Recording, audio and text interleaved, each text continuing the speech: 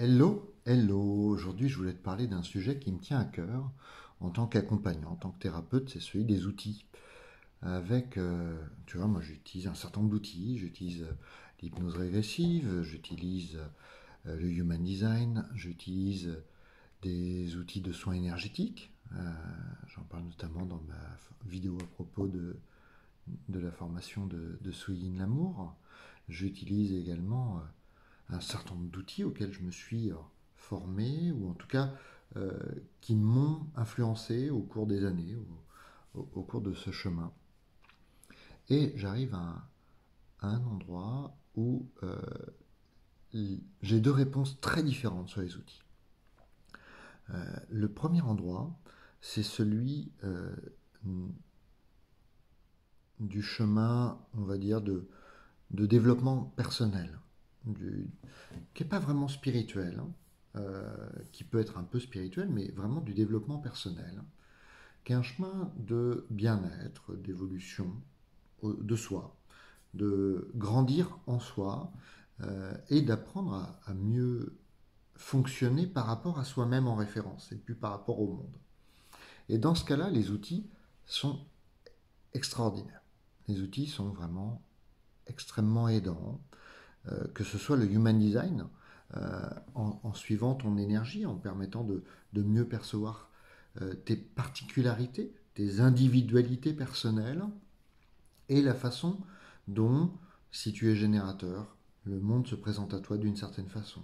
Si tu es projecteur, le monde se présente à toi d'une autre façon, et en le reconnaissant, en vivant avec et en incarnant cette thématique du personnage, cette thématique du véhicule dans lequel on vit l'incarnation, ça a du sens de regarder comment ça fonctionne en nous et comment une meilleure appropriation de ces outils est un chemin d'évolution et de développement personnel.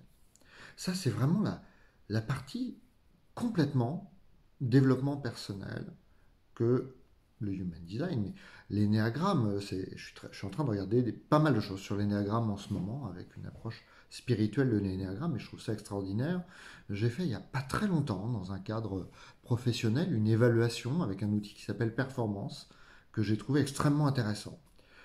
J'avais fait évidemment tout ce qui est MBTI, disque, plein d'outils comme ça au fur et à mesure de ma vie.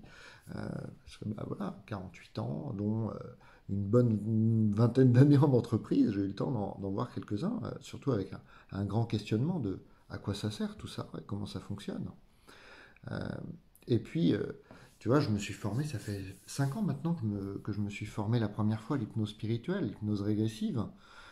Et c'est un outil que je trouve absolument merveilleux pour permettre de creuser en soi dans les histoires, alors celles qu'on se raconte, celles à laquelle on a adhéré, celles euh, qu'on a vécues, euh, pour aller voir des traumas qui souvent sont trop compliqués à aller voir dans cette vie-ci, et en les rencontrant par le biais de vies euh, antérieures, parallèles, métaphoriques, et de plein de façons de de se connecter grâce à cette hypnose régressive, hypnose spirituelle, hypnose karmique, transgénérationnelle, etc., qui sont pleins de points d'entrée dans son histoire et dans son appropriation de son fonctionnement et de qui on est, et qui permettent vraiment d'avoir des retours super chouettes sur là où on en est maintenant et comment on peut évoluer à partir de maintenant. Et c'est intéressant parce que une de mes dernières clientes en hypnose régressive s'attendait à aller voir plein de choses parce qu'elle avait déjà fait d'autres hypnoses. Elle s'attendait à plein de choses dans des différentes vies, etc. Et en fait, ce qui lui a été montré, ça a été cette vie-ci, de manière extrêmement pratique, mais avec un regard extrêmement différent de son regard habituel. Se retrouver dans un passage qui jusque-là est un endroit sombre et pas forcément joyeux, lié à juste le fait de promener son chien, et qui d'un coup devient un endroit vivant, vibrant, parce qu'elle le regarde d'un endroit qui est complètement différent à l'intérieur d'elle-même. Et que ça lui permet de s'observer elle-même dans sa vie et dans son fonctionnement au naturel. Donc voilà, super outil, super outil. On peut parler des soins énergétiques. il y a encore quelques jours, ça se fait en posant la main, en étant juste à côté, en présence. On peut parler de tous ces outils qui se mettent en œuvre parce qu'ils vont dans le sens d'aider la vie à être. Et ils se mettent en œuvre, entre guillemets, tout seuls. Bien évidemment, si un client vient pour une séance en disant je veux une analyse human design, design humain, forcément on va travailler sur le sujet. Ça va être un point majeur d'entrée dans ce qui se passe. C'est une personne qui commande et qui vient pour une séance d'hypnose régressive. Voilà, l'hypnose régressive est un sujet. Ça, c'est dans le cadre du développement personnel, de la guérison, de la rencontre de ses traumas, de son histoire. Et puis, il y a un deuxième point de vue qui est très différent. Et je vais faire exprès de garder ce même angle qu'est celui de l'outil. C'est celui où, où tu viens et où la personne, au sens large, vient dans le cadre d'une quête spirituelle. Et là, on n'est plus vraiment au même endroit, puisque dans un cadre qui va être de pur développement spirituel, il y a plein de façons d'utiliser les outils. On peut utiliser des pierres, on peut utiliser des cristaux. J'adore les outils de cœur cristal, par exemple. Nathalie, gros bisous à toi, et puis Asna, etc., toute la team. Mais on peut utiliser les outils parce que c'est chouette, parce que c'est drôle, parce que ce sont des points d'entrée. Mais pour le coup, lorsqu'on est vraiment dans une quête spirituelle, l'outil lui-même n'est plus le sujet. L'outil est un support, l'outil est un point d'entrée, et l'approche qu'on en a, notamment avec la perspective non duelle, permet d'aller voir deux choses. Où on en est par rapport au personnage et à nos attachements. Et ensuite, voir à quel point tous ces attachements, toutes ces histoires qu'on se raconte, on peut les pointer avec des outils. On peut appuyer dessus. Alors, tiens, regarde là, regarde à quel point il y a une adhérence, il y a quelque chose qui dit je.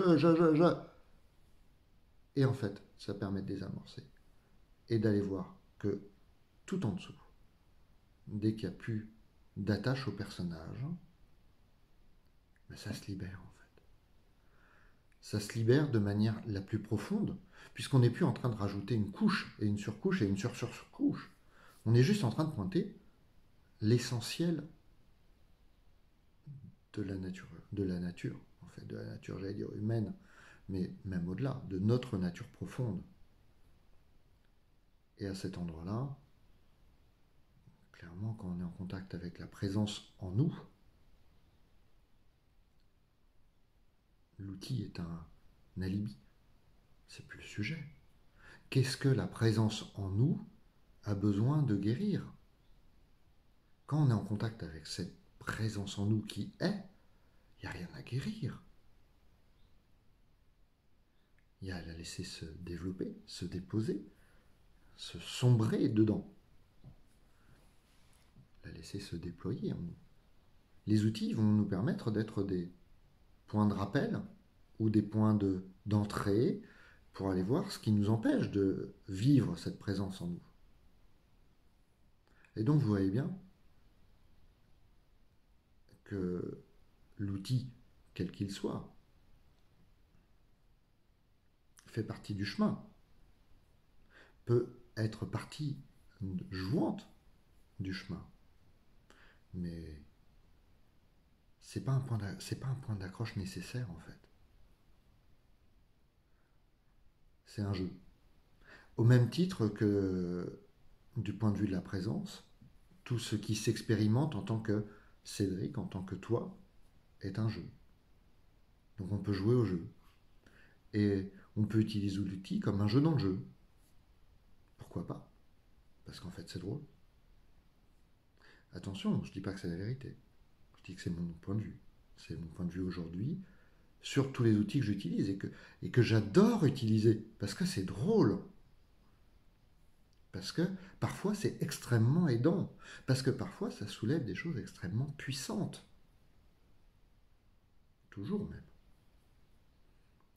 puissante, soit parce qu'on est vraiment dans un développement personnel et que ça fait remuer et que ça permet de grandir à l'intérieur, soit parce qu'on est sur le chemin spirituel et que l'outil pointant, la résistance, permet de libérer encore plus cette vie qui s'exprime par ce jeu qu'est l'illusion, le corps, le monde dans lequel on vit. C'était une petite vidéo courte, parce que j'ai pas grand-chose d'autre à dire en fait à ce sujet. Éventuellement, si ça amène des questions et si ça te donne envie de participer, ben, voilà, un petit like, des commentaires, c'est plutôt cool. Et puis n'hésite pas à poser des questions si tu as envie. Après, tu retrouveras tous mes réseaux sociaux, enfin surtout mes liens vers ma page, etc. directement en bio. Donc n'hésite pas. Voilà, ça faisait un moment que j'avais pas fait une vidéo plus longue. Et c'était vraiment intéressant de. Enfin, il y avait vraiment un intérêt à parler des outils. Et je vais me replonger dans les outils parce que c'est super drôle et que j'ai encore plein de choses à aller fouiller, que ce soit en Human Design, en Jenkins. Et puis, voilà, le petit jouet complémentaire du moment, c'est une nouvelle approche de l'énéagramme pour moi. Donc, je vais y retourner. Je vais y retourner d'un endroit qui a envie de jouer avec ça. Et puis, pourquoi pas, jouer avec toi à ce sujet. Et jouer, je dis pas ça d'un endroit qui prend ça à la légère. Je dis ça enfin, si, d'un endroit qui prend ça à la légère, mais il n'empêche que dans la pratique, en tant qu'accompagnant, la qualité de l'outil est essentielle. Mais la qualité la plus essentielle et la seule qui est réellement importante, c'est celle de la présence qui s'expérimente. Voilà, je te dis à bientôt. Et puis, bah, n'hésite pas à mettre un petit message, dis-moi ce que tu en penses. À bientôt.